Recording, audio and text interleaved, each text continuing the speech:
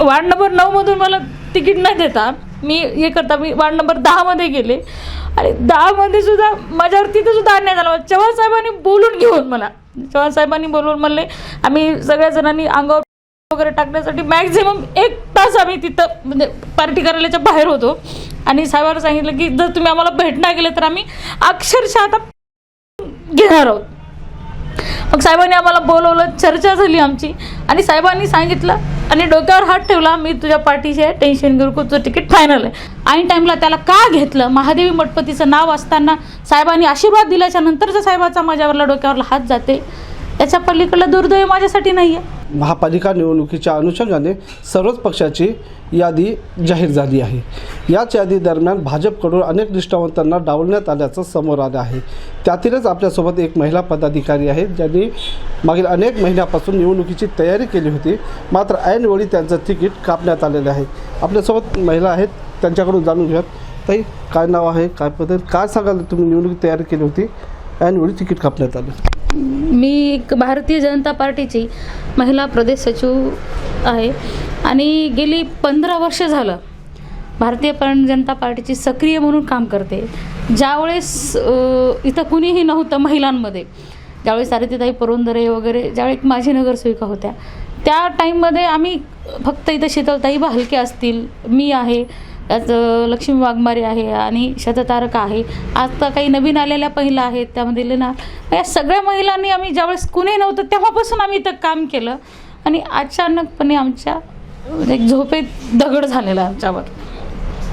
कोणी कापलं तिकीट आणि याबाबत विचारणा तुम्ही केलं नाही का? याबाबत अजून तर कुणाचा फोन आलेला नाही आणि कोणालाही काही घेणे देणं नाही. त्यांना काय वाटलं की जनशक्तीपेक्षा धनशक्ती आमच्याकडे असल्यामुळं ते आम्हाला कुठंतरी डावलत आहेत. आणि तुम्ही बघितलं असाल की मी वार्ड नंबर 9ची दावेदारी आहे आणि वार्ड नंबर 9 मधून मला तिकीट न देता मी हे करता मी वार्ड नंबर 10 मध्ये गेले आणि 10 मध्ये सुद्धा माझ्यावर तिथे सुद्धा अन्याय झाला. चव्हाण साहेबांनी बोलून घेऊन मला चव्हाण साहेबांनी बोलून म्हणले आम्ही सगळ्या जणांनी अंगावर वगैरे टाकण्यासाठी मॅक्झिमम 1 तास आम्ही तिथं म्हणजे पार्टी कार्यालयाच्या बाहेर होतो आणि साहेबांना सांगितलं की जर तुम्ही आम्हाला भेटणार गेले तर आम्ही अक्षरशः आता घेणार आहोत. मग साहेबांनी आम्हाला बोलवलं, चर्चा झाली आमची आणि साहेबांनी सांगितलं आणि डोक्यावर हात ठेवला, मी तुझ्या पाठीशी आहे, टेन्शन घेऊ नको, तुझं तिकीट फायनल आहे. आणि तुम्ही आज माझ्या वार्डामध्ये जाऊन बघा की वार्डातली परिस्थिती काय बघा की सगळीकडे बघा, रोड असतील, नाले असतील. माननीय आम्हाला प्रताप पाटील चिखलीकर साहेबांनी मदत केली, तिथं 4-5 रोड दिले. माननीय आपले आमचे आमदार बालाजीराव कल्याणकर साहेब असतील, त्यांनी सुद्धा रस्ते दिले. ह्या सर्व लोकांनी तो दिला, तिथे विकास झालेला आहे. आणि ज्यावेळेस कुणीच नव्हतं त्या वार्डामध्ये बल्ब बसवायचा असेल, शौचालयात म्हणजे कचरा जरी घाण काढायचा असेल, कोणाची इष्टा सांडली तर आम्ही तिथं भरायला होतो लोकांना, कोणी कुत्रं मेलं तर आम्ही उचलायला होतो, नाल्या काढायला होतो, रस्त्यावर उतरून आम्ही काम करतो, कुठं पोलीस स्टेशनचं काम करतो. जिथं बोलवलं तिथं आज अर्ध्या रात्री जरी फोन लावला एक महिला म्हणून तरी माझा नवरा म्हणत नाही तुला काम असेल तुझा. पोलीस स्टेशन नांदेडमध्ये अख्ख्या पोलीस स्टेशनमध्ये विचारा, अधिकाऱ्यांना विचारा. सर्वांमध्ये आम्ही कुठल्याही पदावर नसताना, माझा बाप पदावर नाही, माझा नवरा पदावर नाही, ना मी पदावर आहे, पण एक सामान्य कार्यकर्ते असून मी सगळे कार्यकर्त्यांचे कामं करत असतो आणि कुणाचाही 1 रुपया घेता आम्ही काम करतो आणि त्या गोष्टीचं आज मला फळ मिळालेलं आहे.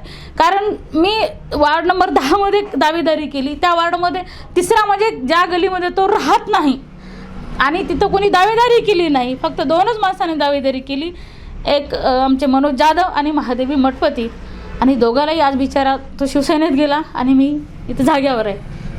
तुम्ही 15 वर्षापासून भाजपमध्ये आहात, तयारी बी करत आहे, ऐनवेळी तिकीट कापलं, कोण नाही जबाबदार, काय कारण असेल?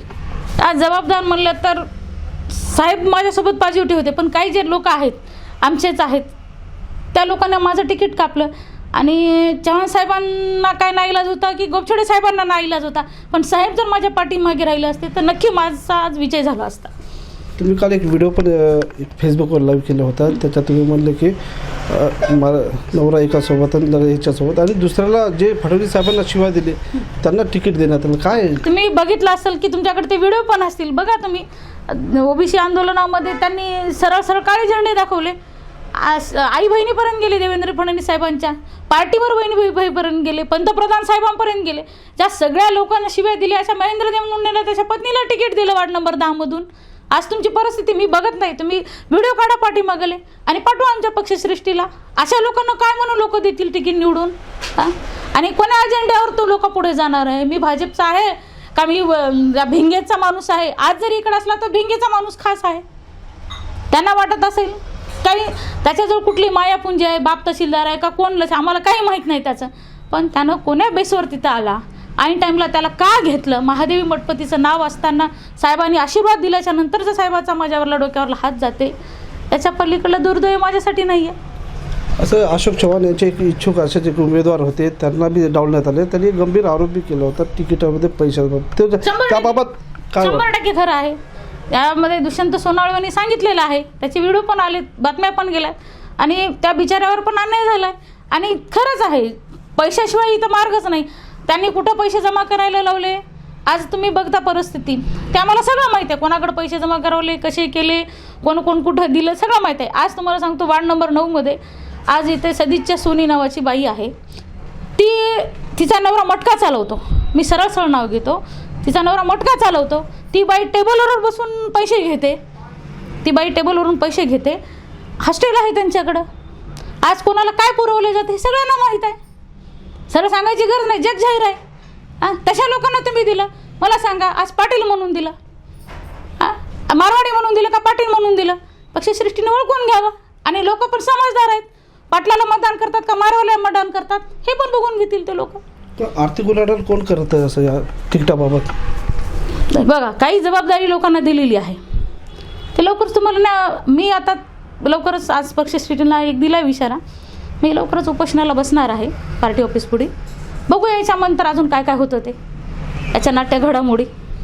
अनेक निष्ठावंतांना डावलण्यात आलेले आहे, त्यात तुम्ही पण आहेत आणि इतर बी आहेत. मग काय वाटतं, काँग्रेस सोडून भाजपात आले त्यांना का देण्यात आलं असेल? तुम्ही मी यांच्या कधी विरोधामध्ये आंदोलन केलं असेल आणि निष्ठावंतामध्ये असं काही हे असेल, म्हणजे यांच्याकडले जे निष्ठावंत आहेत त्यांना आवडले असतील. आमचे निष्ठावंत यांच्या विरोधात आंदोलन केल्यामुळे तिथं डावललं असेल. हा एवढाच मोठा फरक आहे ना. आज तुम्ही बघितलं असेल, मी काही नको म्हणताना मी झेंडे घेऊन आम्ही विरोधात त्यांच्या नारेबाजी केलेली आहे. ते पण झालं असेल, कुठंतरी डोक्यात असेल त्यांच्या. आता पुढची भूमिका काय करणार? अपक्ष लढणार का त्याचा प्रचार करणार? नाही, मी तर पार्टी सोडणार नाही आणि पार्टीमध्येच राहणार आहे. बघूया पुढे काय काय होतं ते. आता तिकिटाबाबत जे डावलण्यात आले याबाबत अशोक चव्हाण साहेबांची काही चर्चा झाली नाही? अजून तर माझी अशोक चव्हाण साहेबांची चर्चा नाही आणि मला वेळ पण दिलेला नाही. आता काय मागणी आहे तुमची शेवटची? माझी एवढीच मागणी आहे की पक्षाने आमचा विचार करावा, माझा विचार करावा, ज्या माझ्या कार्यकर्ते आहेत त्यांचा विचार करावा, ज्या निष्ठावंत आहेत त्यांचा तरी विचार करावा. असे तर मग कोणी येतील, चेले चपाटे येतील जातील. पक्षाला काम करणारे कार्यकर्ते नको का? ज्यावेळेस सत्ता नव्हती त्यावेळेस झेंडे घेऊन कोणी घेतले? आज आल्यानंतर काय होते? आज मोठमोठे असतील. मी काय म्हणतो, गाड्यातून उतरणाऱ्यांना रोडवर तुम्ही झाडू मारायला सांगा, मारतील का? आज आम्हाला कुठेच, आम्ही जमिनीवर बसतो. यांना सांगा तुम्ही जमिनीवर, ते खुर्चीशिवाय बसणार नाहीत. आमचे जमिनीवर पाय आहेत. हां, अजून एक मला एक विषय होता की मला राष्ट्रवादीमधून तिकीट होतं, मला शिवसेनेमधनंही तिकीट होतं. पण संसार म्हणजे लग्न एकासोबत करायचं आणि मार्केटमध्ये नवरा दुसरा घेऊन हिंडायचा का? हा सगळ्यात मोठा प्रश्न आहे. आणि तो साहजिक आहे, लोकांना आवडणार बी नाही. मी आज एकासोबत राहतो आणि मी सांगतो की माझ्यासोबत आहे हा मत, पण लोकांना पटणार पण नाही ना ते. आणि लोकांनी ॲक्सेप्ट पण केलं पाहिजे मला. निश्चितच त्या भाजपा महिला आघाडीच्या प्रदेश सचिव महादेवी मठपती ज्यांना तिकीट कापल्याने त्यांनी आपला रोष व्यक्त केलेला आहे. Arjun Rathod, Maharashtra Times online, Nanded.